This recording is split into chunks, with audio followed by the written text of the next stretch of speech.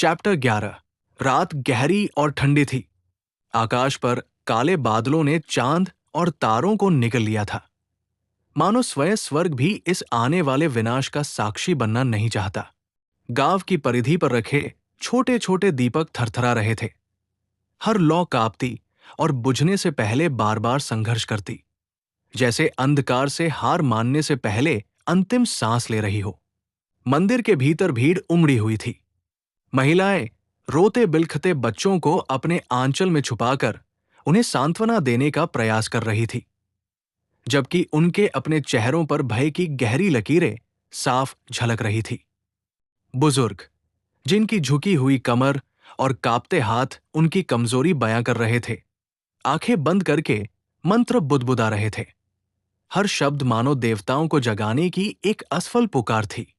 युवा पुरुषों ने अपने कंधों पर जंग लगी तलवारें, भाले और धनुष उठाए हुए थे।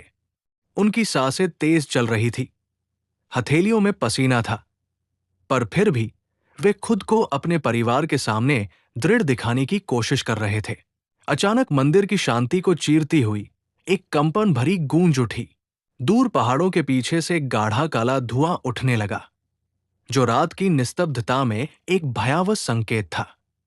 उसके साथ ही ढोलक जैसी गूंजती ध्वनियां सुनाई देने लगी, धीमी, गहरी और रहस्यमयी। हर धड़कन मानो धरती की नसों को हिला रही थी। गांव के लोग सहम कर मंदिर के दरवाजे की ओर दौड़े और एक एक कर सभी की नजरें उसी दिशा में जम गई।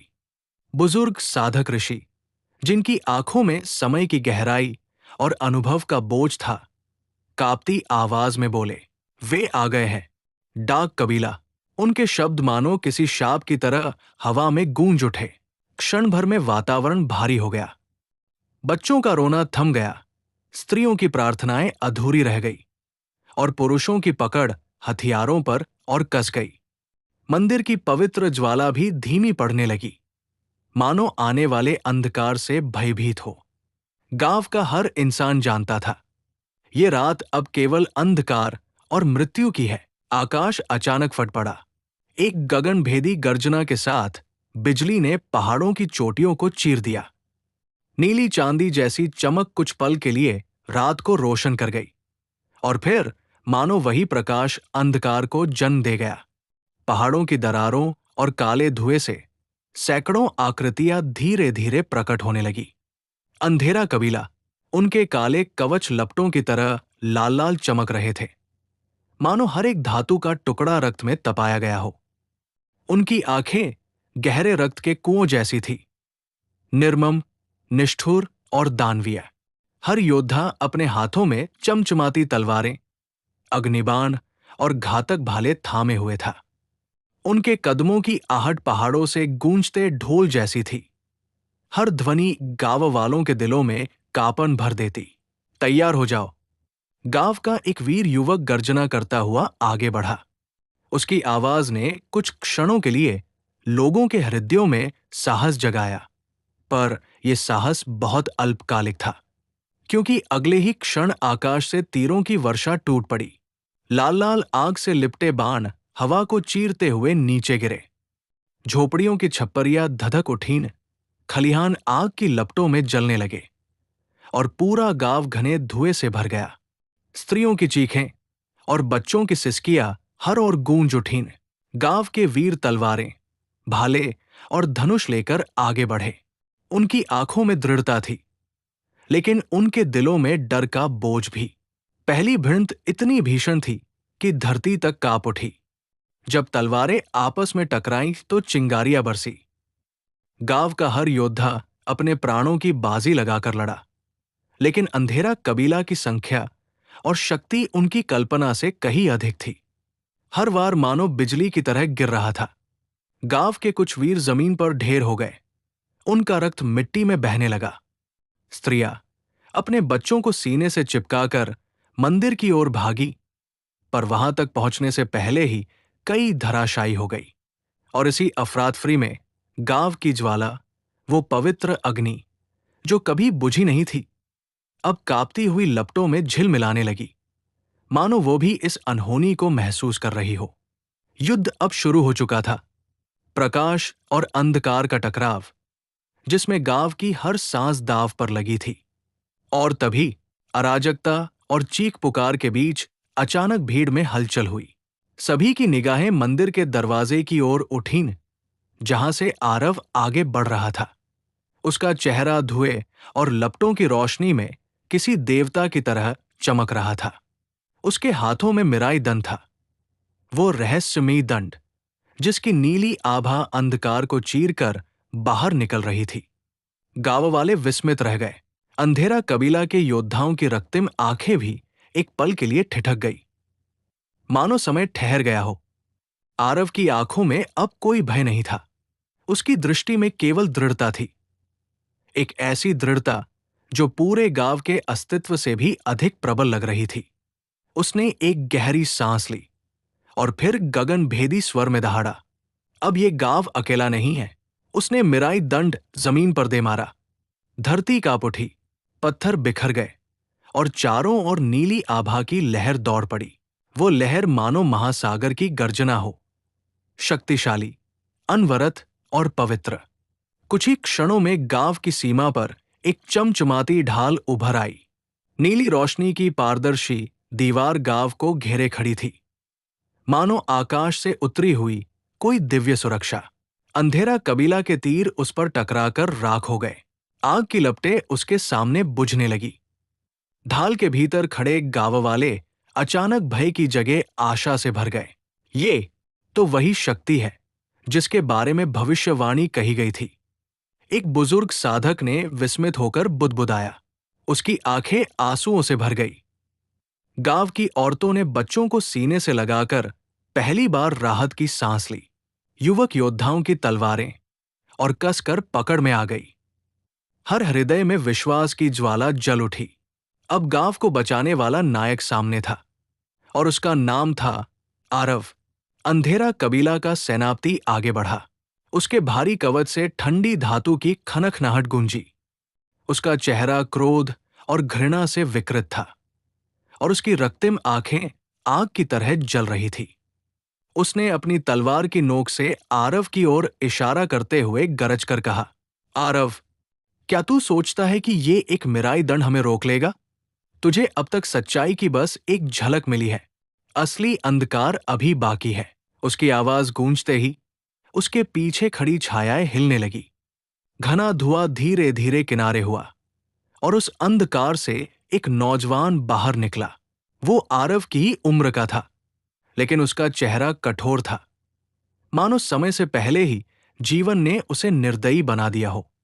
उसकी आंखों के चारों ओर गहरे काले चिन्ह चमक रहे थे, मानो किसी शापित शक्ति ने उसकी आत्मा पर कब्जा कर रखा हो। उसके हाथ में एक भाला था, जिसकी नोक से काली ज्वाला उठ रही थी। वो भाला हर क्षण हवा को चीरते हुए एक भयावह फुफकार छोड़ता। गांव का हर इंसान स्तब्ध रह गया। बच्चों की चीखें थम गई, महिलाएं भी प्रार्थना करना भूल गई। ये अशोक का एक और वंशज है। बुजुर्ग साधक ऋषि की कांपती आवाज मंदिर की दीवारों से टकराई। क्षण भर में गांव में हलचल मच गई। लोग एक दूसरे को अविश्वास से देखने लगे। क्या अशोक की वंशावली केवल आरव तक सीमित नहीं थी? क्या इतिहास ने कोई गुप्त रहस्य छिपा रखा था? आरव की आंखें फैल गई। उसके दिल की धड़कनें तेज हो गई। उसके सामने खड़ा ये युवक उसका प्रतिद्वंदी ही नहीं, बल्कि उसकी ही रक्तरेखा का हिस्सा था। गांव की नीली ढाल के भीतर अचानक सन्नाटा छा गया और इस सन्नाटे में केवल एक सच्चाई गूंज रही थी। आने वाला युद्ध अब सिर्फ प्रकाश और अंधकार का नहीं होगा, बल्कि खून के रिश्तों का संघर्ष होगा। नौजवान आगे बढ़ा। उसकी परछाई नीली ढाल की रोशनी में लंबी होती गई और उसकी आवाज गूंजी, गहरी, ठंडी और चुनौती से भरी। मेरा नाम है कायवन। आरव, तू सोचता है कि केवल तू ही चुना हुआ है? नहीं, असली शक्ति अशोक की विरासत की है और वो अब मेरे खून में बह रही है। उसके शब्दों ने हवा को ही बोझिल कर दिया। गांव वालों की सांसें रुक सी गई। आरव के भीतर मानो किसी अनजाने भय की गूंज उठी, लेकिन उसी क्षण उसकी आंखों में दृढ़ता और भी प्रज्वलित हो गई। कायवन ने अपना भाला उठाया। काली ज्वाला की लपटें उसकी नोक से फूटने लगी। भाला हवा को चीरता हुआ शापित बिजली की तरह फुफकार उठा। उसके चारों ओर जमीन पर दरारें पड़ने लगी, मानो धरती स्वयं उस अंधकार की ऊर्जा से डर गई हो। आरव ने गहरी सांस ली। उसके हाथ मिराई दंड पर और कस गए। नीली रोशनी उसकी हथेलियों से गुजरती हुई पूरे शरीर में प्रवाहित होने लगी। उसके चारों ओर की हवा हल्की सी कंपन करने लगी, मानो स्टाफ उसके साथ सांस ले रहा हो। और फिर धम, दोनों हथियार आपस में टकराए। भाले की काली ज्वाला और स्टाफ की नीली आभा भिड़ते ही आसमान तक गर्जना गूंज उठी। एक भीषण विस्फोट के साथ प्रकाश और अंधकार की लहरें टकराईं और पूरे गांव की धरती कांप उठी। झोपड़ियों की राख हवा में उड़ने लगी। पेड़ों की शाखें टूटकर जमीन पर गिरी। गांव वाले जमीन पर गिर पड़े, अपने कान ढकते हुए। कुछ ने मंदिर के खंभों को थाम लिया ताकि संतुलन बनाए रख सकें, और बच्चे, जिनकी आंखों में भय था, अब उसी संघर्ष को देखकर चमत्कृत भी हो गए, मानो वे देवताओं का युद्ध देख रहे हों। ढाल के भीतर भी लोग महसूस कर सकते थे कि ये टकराव साधारण नहीं था। ये केवल दो हथियारों की भिड़ंत नहीं थी, ये दो विरासतों की जंग थी। आरव और कायवन की आंखें आपस में जमी थी। उनके बीच न शब्दों की जरूरत थी, न ही किसी घोषणा की। हर वार, हर चिंगारी ये कह रही थी, केवल एक ही सच्चा वारिस होगा। युद्ध अब पूरी तरह भड़क चुका था। गांव की गलियां रणभूमि में बदल गई थी। एक ओर गांव के योद्धा थे, उनकी आंखों में डर था, पर साहस उससे कहीं बड़ा। दूसरी ओर अंधेरा कबीले के सैनिक, निष्ठुर, रक्तपिपासु और संख्या में कहीं अधिक। तलवारें आपस में टकरा रही थी। ढालों पर गूंजते प्रहार कानों को सुन्न कर रहे थे। हवा में बारूद और जलते मांस की गंध घुल गई थी। लपटों में झोपड़ियां राख हो रही थी और खून की धाराओं से मिट्टी लाल पड़ चुकी थी। चीखें, कराहें और युद्ध घोष मिलकर ऐसा भयानक संगीत बना रही थी, जिसे सुनकर आकाश तक कांप उठा। और इस अराजकता के बीच, गांव के बीचों बीच, दो विरासतें आमने सामने खड़ी थी। एक ओर था आरव, उसके हाथ में चमकता मिराई दंड।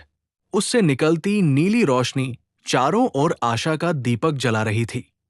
उसकी हर लहर मानो गांव की प्रार्थनाओं का उत्तर थी। दूसरी ओर था कायवन, उसके हाथ में भाला, जिसकी नोक पर नृत्य करती काली ज्वाला चारों ओर भय और विनाश फैला रही थी। उसकी आभा में प्रतिशोध की आंधी थी, इतनी प्रचंड कि स्वयं अंधकार भी उसके अधीन प्रतीत हो रहा था। दोनों की आंखें एक दूसरे पर जमी थी। समय थमसा गया। उनकी भिड़ंत अब केवल दो व्यक्तियों की नहीं थी। ये प्रकाश और अंधकार, आशा और प्रतिशोध, संरक्षण और विनाश की टक्कर थी। और फिर हर वार के साथ धरती गरजती। कभी नीली लहरें आसमान तक उठती, कभी काली ज्वाला सब कुछ निगलने को दौड़ पड़ती। हर प्रहार से मंदिर की घंटियां तक स्वतः बजने लगी, मानो देवता भी इस युद्ध को साक्षी बन देख रहे हों। गांव वाले हाफते हुए, अपने घावों को थामे, विस्मित आंखों से ये संघर्ष देख रहे थे। वे जानते थे, ये केवल उनका नहीं, पूरे संसार का युद्ध था। और तभी युद्ध की गूंज के बीच मानो भविष्यवाणी की प्रतिध्वनि हवा में गूंज उठी। एक ही वंशज बचेगा, वही तय करेगा संसार का भाग्य। लोगों के दिलों की धड़कनें रुक गई, क्योंकि अब ये केवल समय का प्रश्न था कि कौन जीवित रहेगा और कौन इतिहास में श्राप बनकर दर्ज होगा। लड़ाई की गड़गड़ाहट के बीच, जब नीली लहरें और काली ज्वालाएं एक दूसरे को निगलने में लगी थी, अचानक कायवन की आवाज रणभूमि पर गूंज उठी। उसकी चीख बिजली की तरह हवा को चीर गई। आरव, तू खुद को निर्दोष समझता है? तू सोचता है कि तू आशा और धर्म का प्रतीक है? नहीं, तेरे बुजुर्ग ही वो लोग थे जिन्होंने अशोक की वसीयत तोड़ी थी। अंधेरा कबीला गद्दार नहीं, हम न्याय लेने आए हैं। उसकी आंखों में ज्वाला और भी प्रचंड हो उठी। भाले से उठती काली लपटें अब धरती तक को झुलसाने लगी। अंधेरा कबीला के सैनिकों ने युद्ध घोष किया, मानो उनके सेनापति की बात ने उनमें और उग्रता भर दी हो। आरव के कानों में ये शब्द किसी वज्रपात की तरह गिरे। उसकी सांसें भारी हो गई। उसके सीने में दिल मानो कांपकर रुक गया हो। क्या ये सच है? उसने मन ही मन सोचा। उसके भीतर प्रश्नों का तूफान उमड़ पड़ा। क्या सचमुच उसके पूर्वज निर्दोष नहीं थे? क्या वे भी इतिहास के अपराधी थे? क्या गांव का ये पवित्र मंदिर और ये पावन अग्नि भी किसी गद्दारी की नींव पर खड़े हैं? क्षण भर के लिए मिराई दंड कांप गया। नीली रोशनी डगमगा उठी। उसकी आभा मंद पड़ने लगी। गांव वाले स्तब्ध रह गए। उन्होंने पहली बार आरव के हाथों को अस्थिर होते देखा। कायवन की आवाज गूंजती रही और हर शब्द आरव के हृदय में नुकीले तीर की तरह धंसता गया। तू चुना हुआ नहीं है आरव। तू तो उसी झूठी विरासत का वारिस है जिसने हमें अंधकार में धकेला। हम गद्दार नहीं, तुम हो असली दोषी। गांव की भीड़ सहम गई। कुछ की आंखों में संदेह था, कुछ में भय।